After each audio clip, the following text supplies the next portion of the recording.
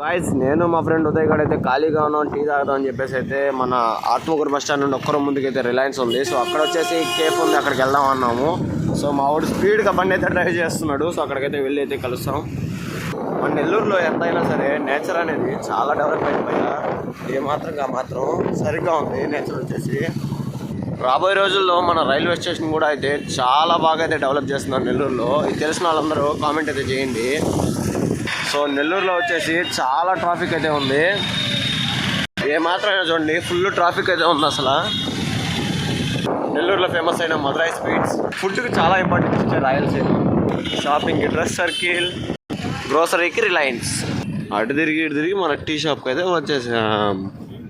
మనోడు టీకి బిస్కెట్ అయితే తీసుకున్నాడు. సో మనోడు మళ్ళీ టీ కూడా అయితే వచ్చేసింది, ఫటాఫట్ తాగేద్దాం.